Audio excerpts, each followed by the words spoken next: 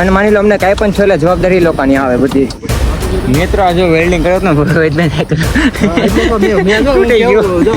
જમ્મુથી તમે સાયકલ જમા થઈ જાય, આગળ નહીં હાલે. એમાં 10 કે સબસ્ક્રાઈબર પૂરા થયા છે, જે એક સપનું પૂરું થયું છે તમારું બધાનો દિલથી. આ તો સાયકલની સેફટી માટે કદાચ ઇનકેસ રાતે હાંકતા છે, પણ જો કદાચ હાંકવા થયો તો તમે પાછો જોવો છો પોલીસ કાઢ્યા છે.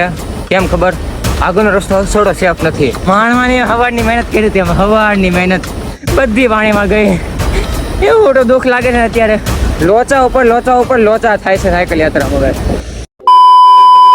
મચ્છરની ગેંગ જો તમે વિડીયો જોતા ને તમારા દિલથી ખૂબ ખૂબ આભાર જે તમે રાત ખાવા નથી દીધા. હા મિત્રો, મારું નામ છે સાહિલ લોનાગર, સુરત ગુજરાતથી મિત્રો 3 મિત્રો કરી રહ્યા છે અમરનાથની સાયકલ યાત્રા. મિત્રો પાછળ મંદિર છે માતાજીનું, હનુમાન દાદાનું, મહાદેવનું મંદિર હતું જે કાલની રાત રોકાણા હતા. પ્રસાદ પણ લઈ લીધો છે. તે સવારના 8:30 થવા આવ્યા છે. જે છે આગળ હાલ તો જમ્મુ છીએ. હવે આવે છે પહાડવાળા રસ્તા. એમ તો થોડોક આગળ આવ્યો તો રસ્તો પણ હવે વધારે આવશે આગળ. જોઈએ હવે કેવી મુશ્કેલી પડે છે, રામ જાણે કાંઈ ખબર નથી. તો બસ ખાલી બ્લોગને લગી જોતા રહેજો, ઘણી મજા આવવાની છે. ઓકે,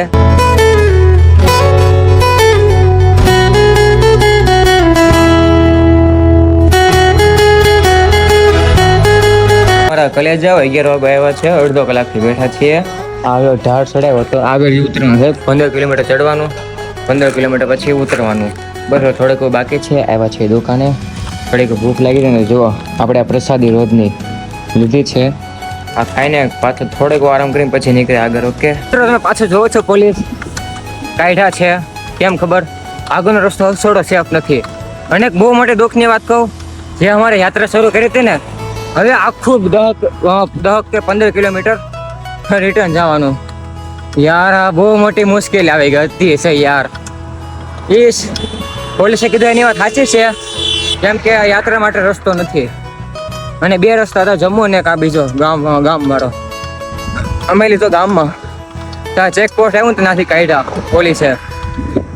પછી ભાઈ કે અમને આગળ જવા દે. આગળ જે 2 છે ટોટલ 3 ચેક, અને આગળ છે 3 ચેકિંગ વાળું. અને માની લો અમને કાંઈ પણ થયું એટલે જવાબદારી લોકોની આવે બધી, એટલે ના પડી જવાની આગળ.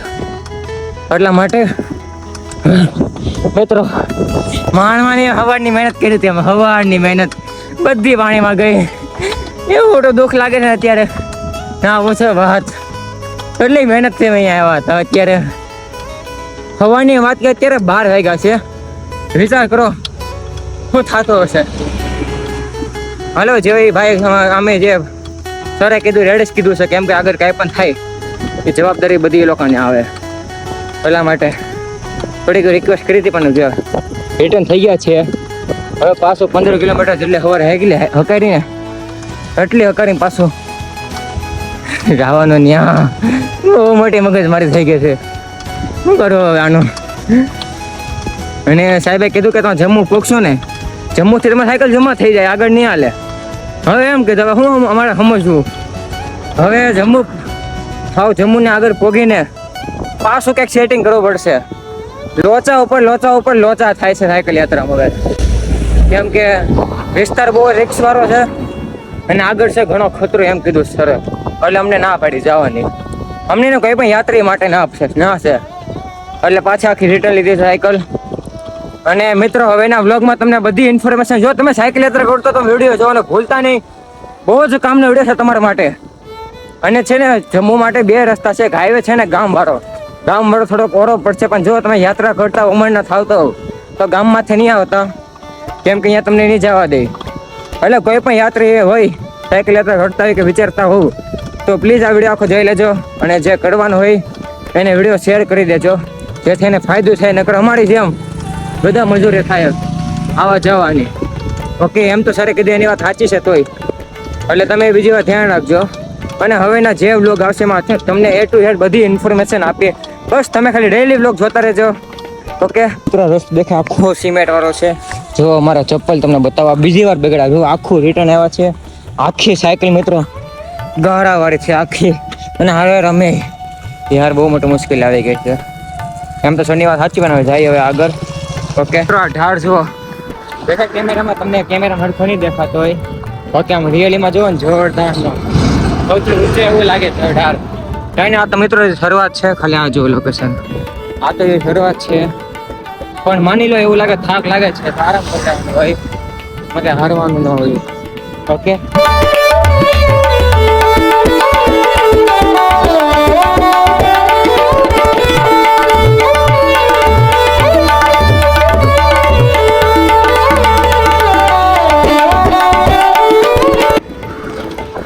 મિત્રો જમ્મુની બોર્ડર છે હવે 50 કિલોમીટર અને રસ્તા છે ધારવાળા, ઘડીક ઉપર ઘડીક નીચે, ઘડીક ઉપર ઘડીક નીચે. ઓકે, અને હવે લાગશે વધારે દિવસ, કેમ કે મેં તમને સવારે કીધું ને એટલા માટે. હવે રાતનું હોવાનું કહેતું છે ગુરુદ્વારા. હવે જાય ગુરુદ્વારા વગર મિત્રો રસ્તો જવાય છે, પહાડ આવશે જુઓ દેખાય સામે, હવે પહાડ આવશે. ઓકે મિત્રો ભાઈ લગાડે છે એની સાયકલમાં જુઓ રેડિયમ. અહીંયા ઢગલો પડ્યો તો જુઓ, પડ્યો તો જુઓ સાયકલમાં લગાડ્યો, કેમ કે મારી સાયકલમાં ઓલરેડી પડી જ છે રેડિયમ. જુઓ ચારે બાજુની રેડિયમ છે સેફટી માટે બહુ સારી. જો આ પહેલું બોર્ડ જોયું અમરનાથનું, અમરનાથ યાત્રા. મિત્રો જો અહીંયા છે ને આ રસ્તે કદાચ જવાનું થાય, જો સામે દેખાય બોર્ડ, જો આ રસ્તે છે બોર્ડ, અહીંયા જવાનું થાય.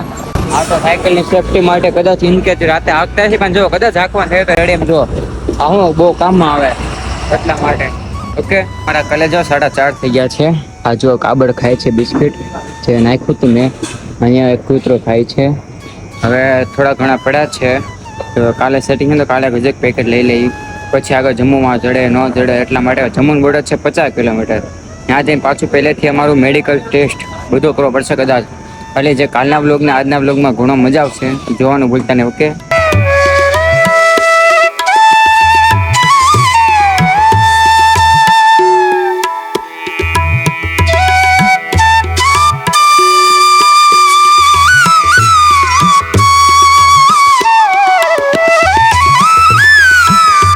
મિત્રો 5 વાગી ગયા છે. મિત્રો સામે છે ને ગુરુદ્વારા, જો આ ગુરુદ્વારા છે ને મિત્રો, ત્યાં આવે બે ભાઈ પૂછવા ગયા છે શું કહે છે રામ જાણે. જોઈએ હવે આજનો સહારો ક્યાં થાય છે. ઓકે મિત્રો 5:50 થવા આવ્યા છે. ઓલી જે ગુરુદ્વારામાં ના પાડી હતી, એટલે મિત્રો અહીંયા છે ને મંદિર છે, મંદિરે પૂછવા આવ્યા છે, જોઈએ શું કહે છે. અને અહીંથી જમ્મુ છે ને હવે મિત્રો અહીંથી 40 કે જેવું કિલોમીટર હશે જમ્મુ. હવે કાલે બપોરે જમ્મુ બપોરે ન પગાય પણ સાંજે જમ્મુ પગાય 40 કિલોમીટર. રસ્તા ઉપર ખબર કે રસ્તા કેવા છે, કેવી સાયકલ ચાલે છે એ બધું રસ્તા ઉપર. ઓકે હવે જો અહીંયા શું કહે છે, તો અહીંયા હા પાડે તો ઠીક, બાકી હજી આગળ જાય. ઓકે ફાઇનલી મિત્રો હા પાડી દીધી છે. મિત્રો સીતા માતાજીનું મંદિર છે ને, જુઓ હા પાડે છે. આજની રાત મિત્રો અહીંયા રોકાણ છે, રાત્રે શું કરીએ છીએ કઈ ખબર નહીં, તમને ખબર પડી જશે. તમે ખાલી બ્લોગને લગી જોતા રહેજો. મિત્રો એક પ્રોબ્લેમ આવી છે, એ મંદિર હજી મંદિર તો બની ગયું હતું પણ ના હોવાની બહુ સરખી સુવિધા હતી નહીં. ગાડલો એક હતો ને એમાં ભાઈ પાથરવાનું કાંઈ નથી. એ ભાઈ તો આગળ એક મંદિર છે રામભાઈનો, 1 કિલોમીટર મંદિર છે. મિત્રો આ જો વેલ્ડિંગ કર્યો ને કેવો હાથમાં આવી ગયું છે, જો તૂટી ગયું છે. આમે રસ્તામાં આગળ વેલ્ડિંગ અમે મિત્રો આગળ છે વેલ્ડિંગ દુકાન, વેલ્ડિંગ કરી નાખશું. 6:19 થઈ ગઈ છે. મિત્રો મંદિર છે, જો આખી જગ્યા છે. અહીંયા હજી પૂછવાનું બાકી છે, જેવું કર્યું ધાર ઉતરાણ સ્લીપિંગ પડી ગયું ટેન્ટ, વેલ્ડિંગ તૂટી ગયું. આમ તો આગળ પૂછવાનું બાકી છે, જોઈએ શું કહે છે. ઓકે તો કલેજા 9 વાગ્યા છે. મિત્રો જો અહીંયા છે ને તમને બતાવું તો ત્યાં જો રોકાણા છીએ. મિત્રો આજે ગ્રુપ એવું છે જે ચાય પી છે. અને મિત્રો અહીંયા બેને છે ને અમારા માટે સ્પેશિયલ છે ને ભાત અને રાજમા બનાવ્યા હતા, તે મસ્ત જમી લીધા હતા. અને અહીંથી જમ્મુની બોર્ડર કેટલી થાય છે?